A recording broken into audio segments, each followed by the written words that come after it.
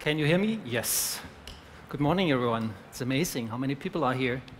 I'm going to talk today about science and fiction in AI, which is maybe in 20 minutes a really challenging task for me. But anyway, in the morning, I decided still to shorten my talk a bit. And since we have some technical problems, I have to say, excuse us. The resolution is quite low today. But anyway, it's important to have the PowerPoint presentation instead of the PDF. So, well, when I start, maybe I start with a very old citation from one of the fathers of AI, Marvin Minsky. Yeah, I know most of you know this, but I want to emphasize something which I will also address at the end of my talk. He mentioned that AI is the science of making machines do things that would require intelligence if done by man.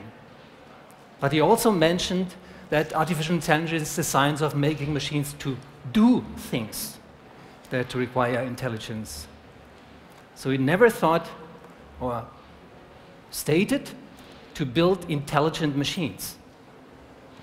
So still today, I think this is a very important statement which reflects the status we are in. I come to that later.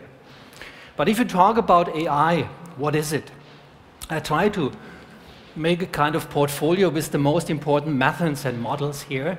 Of course, we're talking about machine learning these days, which has a lot of methods inside, mostly dominated by deep learning, therefore it's a bit more bold. And with machine learning, you can do a lot of things. You can build vision systems, you can build systems which are recognizing speech, making forecasting, detecting anomalies, and so on and so on. But that's not all. Traditionally, AI also builds on logic programming, about truths, about rules, like if it rains, the street is wet. So it rains, then the street is wet. And so it controls everything by trueness, false or true. And based on this logic programming, you can do a lot of things, namely search. Is a term part of a document or not? You can build expert systems based on rules, decide about whatever is necessary also in doing decision trees. But logic programming also influences machine learning. So machine learning is not purely statistical based, but is also able to build on logic. And this logic programming allows us to build diagnosis system, configuration system, in cars, to find errors in cars, to make forecasts in cars as well. But it's also one big part, namely the semantic web, which is influenced by that. But as a third part, it's also algorithmic programming. You might not know, but state space search, for example, is a big part of all the GPS systems, the navigation systems in our car, which use graphs as a basis to find the best route, the shortest route, whatever. So it's a combination. And beside all this, there are more disciplines like probabilistic reasoning or fuzzy logic, case-based reasoning, which are important. So it's not just deep learning or machine learning. It's a rich toolbox of methods which can be applied. And when I prepared the talk today, I thought about, should I do bullet points, bullet points, bullet points? No. I decided to just take two major parts out of it to address artificial intelligence in science and later also come to the fiction part. But what is most important regarding this new realm of AI after the so-called AI winter? First of all, it's data. Every day we are producing about 2.5 quintillions of bytes of data. Every day. This is 10 exponent 18. And this is, if you print this, with respect to what we need on a book, we can fill up a shelf which spans 69 times the Earth, or a stack which is about 7 times from the Earth to the Moon. Every day. So we have data available which cannot compare to the times 30 years ago when DFKI was founded. We are chasing for data. Now it's easy to get, and we can apply all this algorithm. And why? Well, the second part, we nowadays have new hardware. Yeah, if you think about people like Jensen Huang from NVIDIA, who decided several years ago to invest billions of dollars into new AI computers, which are influenced by these powerful graphical processors. And now you can see very short, in distance, very small devices which are buyable because they are not that expensive anymore. And the big advantage now you have is that you can train deep neural networks, very deep ones, in a relatively short time. I will show you a data set later, which we trained about 6 years ago, where we needed 6 days. And nowadays, we need several minutes to do it. So we can verify more hypotheses than ever before. And the third is that we nowadays have a lot of different aspects. Deep learning is manifold. We can work on time series, on pictures, on audio, on text, whatever. We have different network architectures, starting with autoencoders, generative adversarial networks, convolution networks, many different types, and also different ways to build them, different classifications, different methods to apply them. And we have also, you can see the network types over there, and also the different layers which are used in the network. Sorry for the resolution. And finally, you have a lot of tools. You can easily use them and apply artificial intelligence. But it's also a jungle for those who are not experts. And for this, we developed a kind of landmark where you have a faceted browsing. You can just click on one of those and you can see what tools are supporting the network types, what tools are helping you in solving tasks. So you can just easily navigate through this this map, to find out what is possible with what technology. Anyway, if you talk about data, I'll talk about data today in a setting where we are able to do mental associations in an explicit form on a computer, so that a computer helps us to remember and to find these associations among that. Some of you might remember Tim Berners-Lee initiative in the early 2000s to build a semantic web. Yeah, who knows about the semantic web? Yeah, some of you, okay. So the idea was to build on the layer of XML another layer which allows us to represent any resource in relation to other resources, to describe the features of the resources, make them explicit in so-called knowledge graphs. Yeah, this is what the big players, GAFTA, are using, Watson is using, all the big, the big companies are using nowadays. But it's very hard to build a semantic web because you have different religions, cultures, attitudes, educations, opinions, whatever.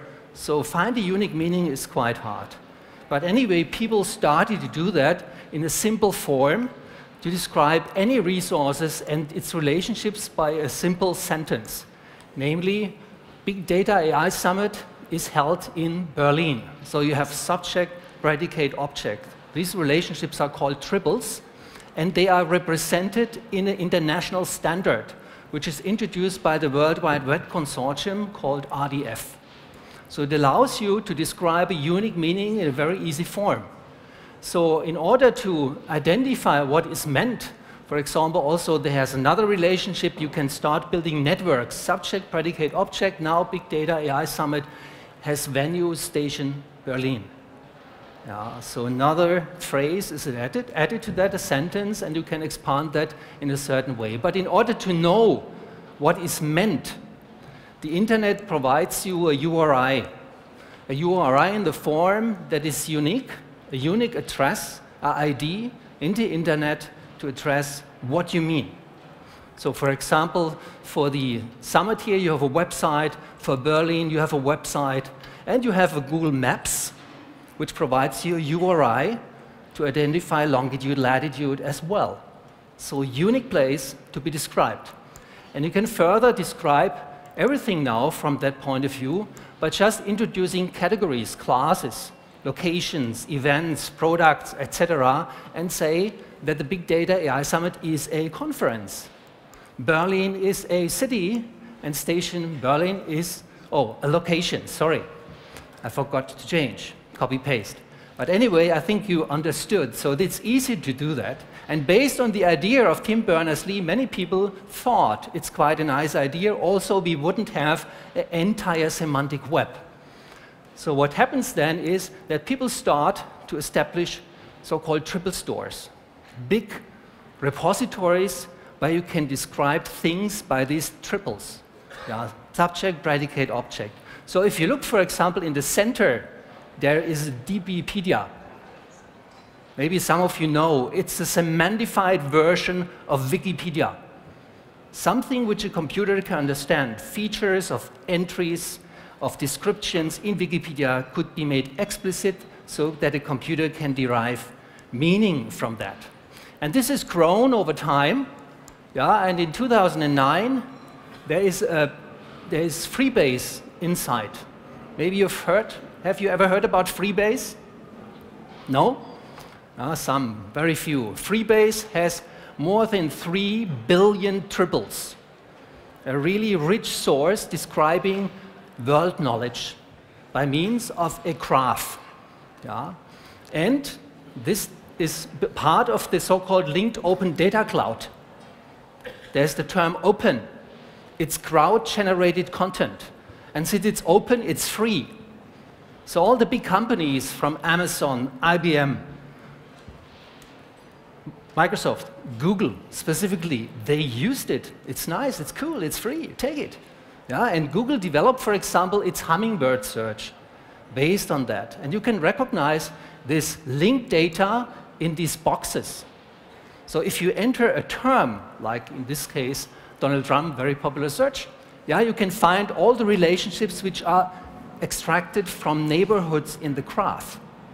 So it's meaning represented in this data. And the most important thing is that it's free. So everyone can use it, not only the GAFTA companies. Every company can make use of it. And to give you an idea how this is grown, so this is the current status of the linked open data cloud, and Freebase is just one node. There's knowledge about geography, history, medicine, pharmacy, everything around, which is usable by AI. And we use it, for example, also to make forecasting. Because if you have data, you can consider the context of data. Yeah? So the model of DBpedia describing where the data is generated, time, space, tasks, etc., etc. And it's a better forecasting. I missed that because of the lack of time to give you an explanation. But you can also use it inside as an enterprise knowledge graph. If you use this standard, you can link the repositories by just building a meta layer of triples, combining net drives, internet taxonomies, archiving data, Excel sheets, whatever, just connecting triples on the layer of the metadata, and then in this case, it's a kind of property management where you have a dashboard with a mashup where you also have this Google Earth information inside. And since it's a knowledge graph, you can easily also relate this knowledge to incoming documents, extracting all relevant resources which have a digital identity as metadata, as shown here, and link it together with the knowledge graph. And since the graph has relationships, you can further start to develop a chatbot only on this graphical information.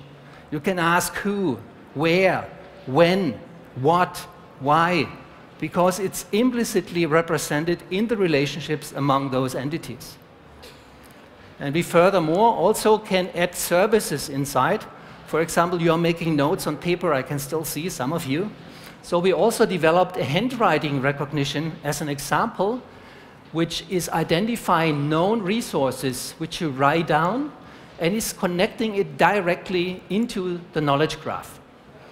So that you have an automatic scan of what you're writing because your pencil, it's an iPen, which is has an amplification sensor. So you can measure what you are writing and therefore recognize your handwriting implicitly and also generate an electronic copy of what you're doing. Okay, coming to my second part, if we're talking about understanding, we know that we can recognize objects in pictures, and we also know that pictures nowadays are quite important since they are the main means of communication. It's easy to use your smartphones, take a picture, put an emoticon, maybe a short message, and send it. So the recipient perceives how you feel. Yeah, because pictures have a big trust, and they're expressing lots of things. And nowadays, pictures are the main source of communication. They are talking about such environmental accidents. They are talking or describing child work, forbidden ones, some brutal scenes, etc. Oh, you can't see, this is a disaster from an oil platform, and this is also some scandal. So you have lots of pictures and some text, and most of the people consume the title, the header, and the picture, and that's the news. And then they get some emotions. And from our point of view, we want to understand what emotion is part of the picture. So we developed a specific sentiment ontology, which is trying to describe the sentiment which is captured in pictures. Yeah, not just dog, cat, mouse, but scary dog, cute dog, beautiful beach, beautiful flower. So because these adjective noun pairs, they form concepts which carry emotions.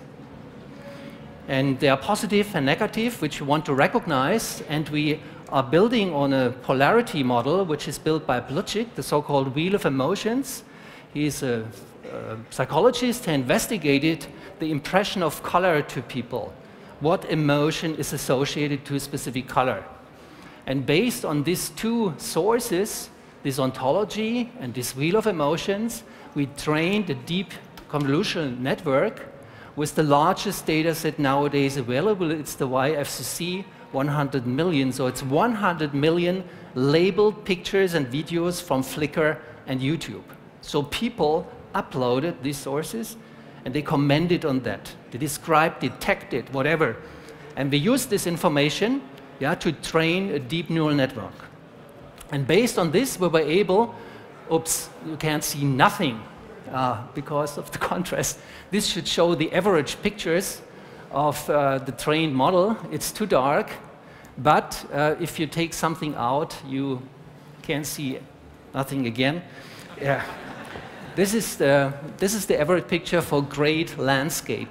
Yeah, so you have many great landscapes inside, about thousands, maybe 10,000s of great landscapes.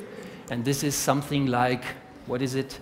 It's Happy Smile, yeah, which you can see, average picture over there, which can be trained. Most important is that if you upload a picture like the one over here, yeah, which is originally uploaded as stormy landscape, yeah, our model is then able, for this unseen picture before, to identify various emotional concepts in this picture.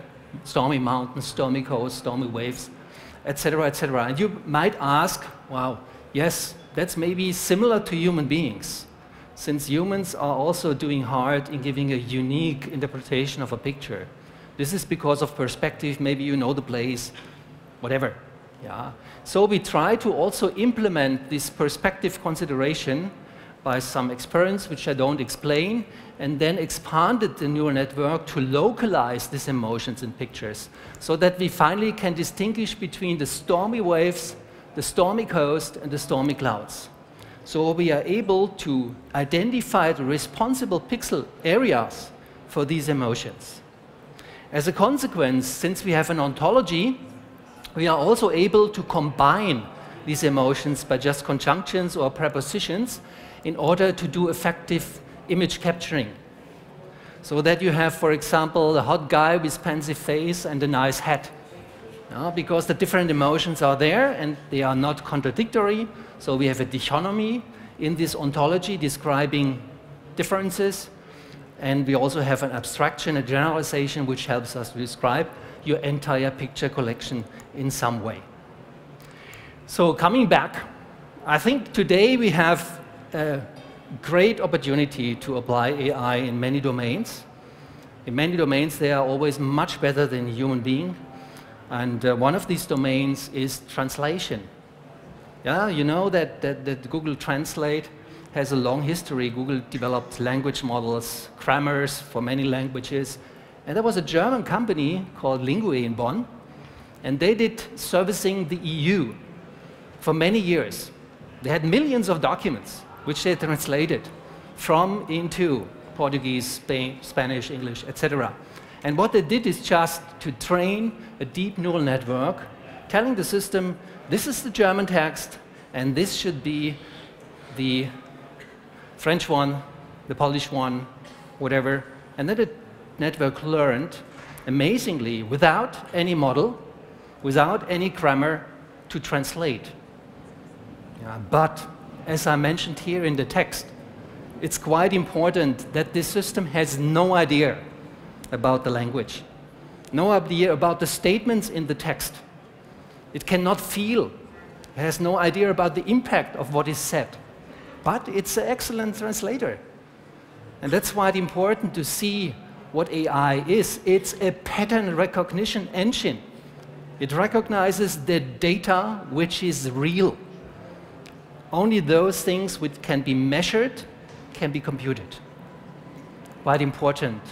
So today we should think about AI not as a homunculus, not as a copy of a human being about the compassion aspect, all of this, but rather as an intelligence amplifier, which is helping us in some parts to augment our mind. Thank you very much.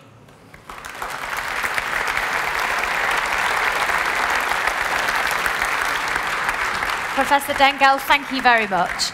And Professor Dengel will be back at 11:30 when we'll have a chat on AI, or around then. We're slightly running behind, on AI blurring the line between reality and science fiction. And sorry for the bad presentation. It was fantastic. Thank you very much. Give him a round of applause, everybody. Thank you.